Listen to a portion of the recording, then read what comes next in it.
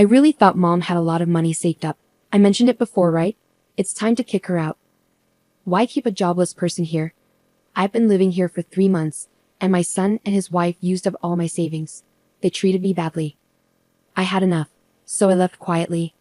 Then, my son called me. Mom, what's happening? Tony sounded worried on the phone. Around that time, something I did became big news across the United States. I'm Sarah, and I'm 70 years old. I lived in France for a while, but I got sick, so I came back to the States. My old apartment was gone, so I asked my son and his wife if I could stay with them for a bit. Tony, my only son, is 44 and works in an office. He and his wife, Alice, don't have kids, and they live quietly.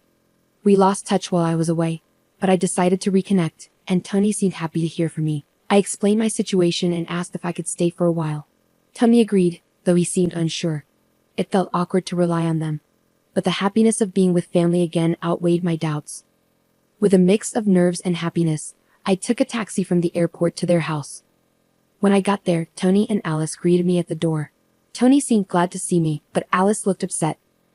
I plan to stay here for a few months. My stuff will arrive later, I said, leaving my carry-on bag and heading to the living room. We talked about our lives, jobs, and my time in France. When Tony asked why I moved there, I just said, I wanted to enjoy the French countryside as I get older. Tony laughed, but Alice stayed unhappy. We also talked about my health issues. I've been dizzy a lot, and might have Meniere's disease. Sometimes I can't stand and feel sick when it happens. I don't feel safe living alone, so I want to stay with them until I feel better. After our chat, I went to get my stuff for my carry-on. As I organized it in the hallway, I heard Tony and Alice talking. Are you serious about letting Sarah stay? I don't want to live with an old woman. She's my mom, Alice said. You're not always home because you work part-time, Tony replied. But what about when we're off work? How long is she staying? I want her gone. Alice insisted. Mom will leave eventually. Let's talk about money tomorrow. Just keep it down, she might hear you, Tony warned. She can't hear us, she's old. Old age brings sharp ears for insults, Alice said. There I was hearing their conversation in the hallway. I felt bad for suddenly staying with Tony and his wife. It must be hard for them, but I'm happy to spend time with them after so long. When Tony was young, I raised him alone after my husband died.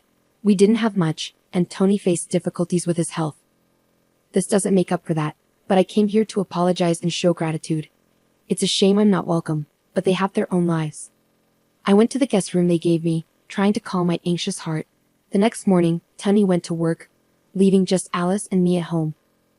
While I was doing some crafting in the living room, Alice came up to me. Hey Sarah, can you clean up this mess? I looked around and saw fabric scraps and threads scattered about. Oh, I'm sorry. I'll clean it up. Do you want to see what I'm making? I showed her the small pouch I was sewing, with a little green turtle design. It's a turtle pouch. I love turtles, so I make crafts with turtle themes. It even has a zipper on its shell, I explained. That's nice, Sarah, but you can't stay here all day. Find somewhere else to go when I'm not working. You're in the way, Alice said, cutting me off, clearly uninterested. But I get dizzy if I go outside too much, I protested. I'll drive you to the nearby community center to stay during the day. I have things to do at home, Alice said firmly, without room for discussion. She added, and while you're here, help with the chores. You're not just here to relax. Since we're letting you stay, do some cleaning and laundry instead of crafting. Stunned, I finally replied, okay, and slowly got up from the armchair. Despite feeling dizzy and sore, I ended up doing all the housework. Alice and Tony treated me like a housekeeper, and it seemed like Alice hadn't been keeping up with chores before I arrived. That night, when Tony got home, he asked, Mom, did you bring your banking card? He spoke with a smile. I don't mind you living with us, but life costs money. Could you chip in? I looked at Tony, nodded, and stood up. I took out my banking card from my handmade pouch and handed it to him. He checked it quickly, and his face tightened. Wait, Mom, is this all you have saved? Any other accounts? I replied. That's all I have. I don't need much at my age. No chronic illnesses or anything. I smiled as the conversation continued, but Tony's expression darkened. This isn't enough money, not even $10,000. You said you were living well abroad, so I assumed. Tony kept pressing me, asking if I had more money. When I said no, he sighed and slumped his shoulders. Okay, I'll hold on to this cash for now. I'm doing you a favor by letting you live here, so this is the least you could do. After getting my account password, Tony took my bank and debit cards and left the room. That night, lying in bed, I could hear Tony muttering through the wall that separated our rooms. This is disappointing. I thought Mom was wealthy. Our household is actually struggling financially. We shouldn't have let her stay. We gain nothing from having her here. They sounded confident, talking openly in the next room. Maybe they wanted me to hear them. In my cold bed, I fought back tears of loneliness and sadness. The next day, since Alice had a day off, she drove me to the local community center. When I opened my bag to continue my crafting, I realized I forgot the fabric I needed at home. I hesitated to ask Alice to go back and get it. Luckily, my dizziness wasn't too bad that day, so I decided to walk home to fetch it since I knew the area well. As I approached the house, I glanced through the window and saw Alice with a man I didn't recognize. They seemed very close, and I hesitated outside for a moment before deciding not to interrupt them. It dawned on me that maybe they wanted me out so I wouldn't interfere with whatever was going on between them. Back at the community center, thoughts of Alice and the man kept swirling in my mind, so I decided to call someone for advice. From then on, I avoided bringing up the situation and continued interacting with Tony and his wife as usual. However, whenever I left the house, I made sure to leave a red turtle pouch conspicuously on the living room side table. 3 months had gone by since I moved in with Tony's family. By then, I had essentially become the household's maid. When I was home, I had to do endless chores, and when Alice was around, I was sent off to the community center. Most of my savings had been drained by Tony, who had a gambling addiction. He spent most of his free time on lotteries and slots, likely stemming from financial hardships he faced as a child. At first, I tried to talk to him about it, but it always ended in anger. After enduring 3 months of hardship, I reached my breaking point. One night before a long weekend, I decided to address something I've been pondering. Tony, Alice, I want to thank you for letting me stay with you. Tony, I know I caused difficulties for you when you were young due to our financial situation. I apologize for any trouble I've caused, but I'm grateful. I presented a homemade turtle pouch from the table. It was green with a zipper on the shell. This is a token of my appreciation to both of you. I hope you'll accept it. To my surprise, neither Tony nor Alice showed any interest in my handmade gift. Mom, enough of that. Can't we access some funds from your French account or something? Tony suggested. I already told you, there's no more money. Look, I put a lot of effort into making this. Can't you accept it as a gesture of love? Remember how happy you used to be when I filled the shell with candy and a bit of pocket money? Tony's irritation grew. I'm not a child anymore. I don't find joy in receiving something like this, Sarah. How much longer do you plan to depend on us? Frankly, it's irritating. Tony and his wife exchanged a cold look, appearing desperate. I asked Tony, do you remember Joe?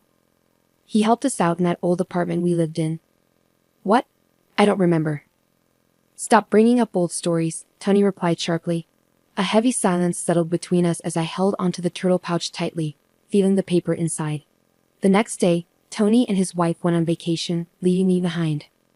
After our conversation the previous night, I had already planned to leave the house. I quickly packed my bags with the arranged carrier and sent them off to my home in France. I made sure to include the red turtle pouch in my carry-on bag. Leaving a brief note of gratitude and farewell on the table, I walked out of the house where I had stayed for 3 months. After leaving the house, I didn't immediately return home. Instead, I stayed in a hotel in the US for a while. I had matters to attend to, and I figured Tony and his wife would reach out to me eventually. True to my expectations, about 2 weeks later, Tony called. Mom, what's the deal with the turtle pouch? It's yours, right? Tony's voice sounded frantic over the phone. Oh, you noticed? I replied calmly. I wasn't surprised when I saw the news on TV about the turtle-shaped pouch. Inside it was a check for $1 million. It was my way of expressing gratitude for all they'd done and apologizing for any trouble I caused them when Tony was young. Some might think it shallow to make amends with money, but I had dreamed of this day for over 40 years, saving up bit by bit. Before meeting Tony after so long, I did some research and discovered he was in debt. He had tried to clear his gambling debts by gambling more, only to sink deeper. Despite having a steady job, he couldn't break free from the cycle. I simply wanted him to pay off his debts and find peace. However, they refused my gesture, forgetting the kindness they had once shown my family. So I decided to split the $1 million check into smaller amounts and donate it to charities and welfare organizations across America. I placed the donations in the handmade turtle pouch and sent them anonymously. The turtle pouch became a sensation, making headlines and trending on social media. "Alice, isn't that the turtle pouch?" someone commented online. "Yeah, looks like it," another remarked. "Yes, that's the one. I was planning to give them filled with money too," I replied. "I see. Well, you could have just told us. We would have accepted it. If you didn't want my feelings, then you don't need my money either." Tony's voice was angry over the phone. "It's my money. How dare you deceive me? Give it back," he demanded. I couldn't bear to listen to Tony's anger any longer, so I pulled the phone away from my ear. After a moment, I spoke. "All right, calm down. You're giving me a headache. There's one more turtle. And if you really want it, it's yours." Tony eventually settled down and insisted on having the turtle. We agreed to meet later at a cafe. On the appointed day, I brought the last red turtle in an envelope to our meeting spot. Tony and his wife were already there, demanding the money before I even sat down. When I silently pulled out the red turtle, Tony snatched it immediately, unzipping its shell. But instead of finding a check, he found a small electronic device. "What the heck is this?" Tony was confused. He found a tiny button and pressed it. A voice started playing, and Alice, standing next to Tony, turned pale. Seated next to Tony, Alice's expression changed as she heard a voice recording. It was her own, speaking warmly with another man who wasn't Tony. "What is this? Why? What's happening?" Alice seemed to finally understand that it was a recording of her having an affair at home. She tried to grab the recorder from Tony's hand, but he held on tight. While they struggled, I opened the envelope. I brought out several pictures and laid them on the table, showing Alice cheating with another man at home. Faced with undeniable evidence, Alice was flustered and kept asking, "Why? Why?" Tony picked up the photos one by one, studying them closely. "Something didn't feel right since I arrived at your house. A friend suggested I hire someone to find out, and even offered to cover the costs." "Why would you do this? What's wrong with you?" Alice's voice trembled. "Well, you're my son's wife. It's heartbreaking to think family would deceive each other. Maybe you'll understand when you're older. Fate brought me here to uncover your infidelity, Alice. Have you been lying to me this whole time?" Tony's disappointment was evident in his voice. "Tony, when did this start? You have secrets too. If you're saying she cheated, you need to admit your mistakes," Alice argued. "I never cheated, but what about the money you owe?" Tony went quiet, and Alice took her turn to speak. "What about you spending all your money on gambling?" "I only use the money I earn. And you have a part-time job, so you should have some savings," Alice replied. As I listened to their argument, it was obvious this couple had been holding on somehow until now. "Both of you are broke. Tony, you owe $40,000. Alice, you've been giving all your earnings to your other person." "I had someone check your finances too," I'd interrupted. Both Tony and Alice were really surprised, and they started yelling at each other. I was stunned when I found out about the investigation results. This couple was really close to running out of money. "Listen, if we get Mom's money, we can pay off the debt. So just give it to us already," Tony insisted. "I already gave away all the money. The only thing left is this red turtle statue," I clarified. "He spent all my savings on gambling, remember?" Tony accused Alice. "What? No way. All of it?" Alice's eyes widened in shock. In a fit of anger, Tony lunged at me across the table. Other people in the cafe started paying attention, and the staff rushed over. The $1 million was supposed to be mine. "It's mine. Give it back," Tony shouted. Soon, the police had to be called to calm Tony down. After they talked to him, they kindly escorted me back to my hotel because I was worried about Tony's aggressive behavior. A week later, Tony and Alice's relationship had fallen apart completely because of the affair and money problems. They got divorced. Tony, now single, got even more caught up in gambling and debt. He was caught trying to steal money from his job and was fired. To make things worse, his angry outburst in the cafe was recorded and shared on social media, making it hard for him to find another job. Unable to face the embarrassment, Tony cut off all contact and disappeared. After the divorce, Alice didn't have anyone to depend on, so she moved into an old public housing unit and lived alone. Just as I was about to make a donation to help rescue turtles, a post I made online joking about my own turtle went viral. Alice started experiencing harassment and stalking because of it, which eventually spread to her part-time job and got her fired. Even the man she was having an affair with got tired of her and left. Now she doesn't have any income and is relying on temporary assistance for needy families. After that, I went back to my home in France. Once I finished unpacking in my apartment, I changed into a dress smoothly. While I was going over some work documents, I heard a noise at the door. It seemed Joe, my roommate, had come back home. "Hey, Madam President. Welcome back. How was your trip to America?" Joe greeted me with a smile as he hung up his coat and put down his bags. "Hey Joe, I'm back, and look. I brought back so many souvenirs," I said excitedly. "Wow, all my favorites. Thanks. I'll bring some to the storytelling event at the community center tomorrow," Joe said happily. Joe carefully examined each souvenir on the table, his face glowing with delight. After we both got back on our feet, Joe and his wife moved away for work. Years later, we unexpectedly met in the city, and I started helping with a support program for people in need that Joe had started. By then, Joe's wife had passed away, and we began working together as partners in both business and life. I've been leading the organization since Joe retired a few years ago.